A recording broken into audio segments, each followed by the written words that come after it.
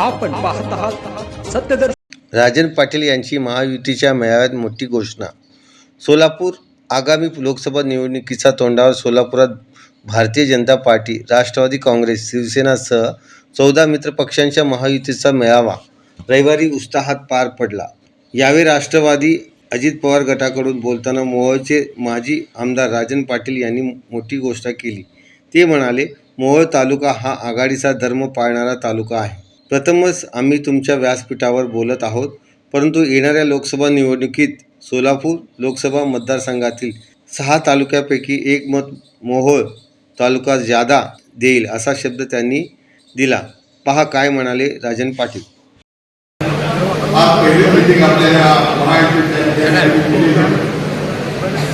मोहोळ तालुका जर आपण बघितला असेल तर गेल्या 30-35 वर्षापासून आघाडीला धर्म पाळणारा तालुका म्हणून आपल्या तिथे उल्लेख केला आणि म्हणून मी आज आमच्या या तालुक्यातील सर्व 3 पक्षांच्या कार्यकर्त्यांच्या आणि मतदारांच्या वतीनं या महायुतीच्या नेत्याला अभिनंदन करतो।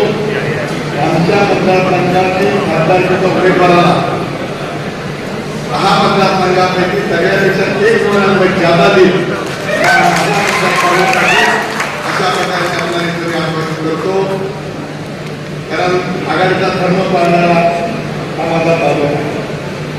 दादांना परिचित असेल, आज पहिल्यांदा आम्ही आपल्या व्यासपीठावर भाषण करत आहोत। कदाचित महाराष्ट्राला किंवा पुरोगामी विचार करणाऱ्या माणसाला चिंता वाटत असेल, आज यशवंतराव चव्हाण साहेबांचा फोटो लावून या ठिकाणी ही मुलं इथं उपस्थित झाले आहेत। परंतु आमचे नेतृत्व अजितदादा पवार साहेब यांची कामाची शैली कदाचित आपल्याला ज्ञात असेल।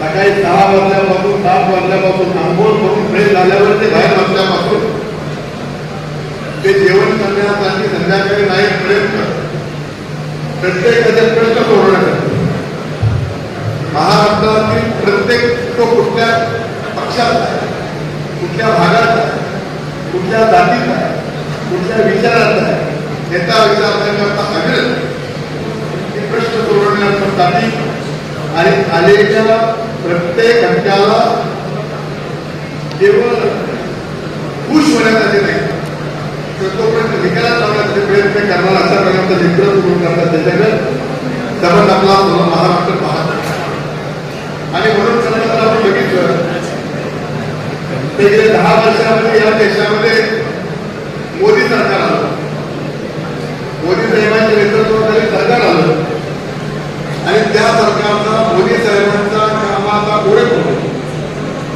प्रत्येक महाराष्ट्र देशातील महाराष्ट्र प्रश्न सोडवण्याचा आवाज करून अजितदादांनी यशवंतराव चव्हाण साहेबांना अभिप्रेत असणारा महाराष्ट्र जर आपला पुढे निर्माण केला जातो, त्यांचे काही थोडेफार स्वप्न आपण राहिले असतील, त्या जर पूर्णत्वास घ्यायचे असतील तर ते फक्त मोदी साहेब करू शकतात, मोदी साहेबांचं सरकार करू शकतं।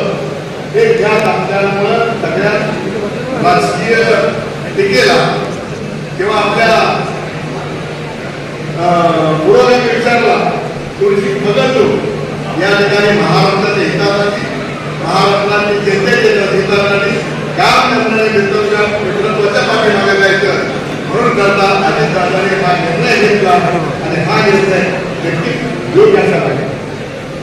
आपला अधिक वेळ गेला तो त्याच्याचं काम सांगितलं चुकीचं होणार नाही। इथे व्यासपीठावर असणारे बरेच माणसं सरकारामध्ये काम करते, साखर धंद्यामध्ये काम करते। महाराष्ट्रातल्या साखर कारखानदारांचा एक प्रश्न 80% होता, त्याला त्याच्यानंतर रणजितदादांनी प्रश्न संपर्क जे एफआरपी देतात, आधारभूत किंमत देतात, त्याच्यापेक्षा जर शेतकऱ्याला जास्त पैसे दिले तर त्याला इन्कम टॅक्स आकारला पाहिजे। अशा प्रकारे 1980 पासून इन्कम टॅक्सच्या लोकांनी निर्णय ठरवला आणि तो निर्णय 1980 ला घेतला, तो 2022 पर्यंत।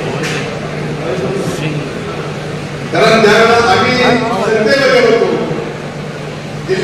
अनेक मिटिंगा झाल्या, अनेक वित्तमंत्र्यांबरोबर मिटिंगा झाल्या, अनेक प्राईम मिनिस्टर बरोबर मिटिंगा झाल्या. परंतु दादा तो प्रश्न आपल्याला माहिती आहे, तो प्रश्न असाच लोकांना ठेवला. दरवर्षी सत्यदर्शन न्यूजला लाईक करा, शेअर करा, सबस्क्राईब करा.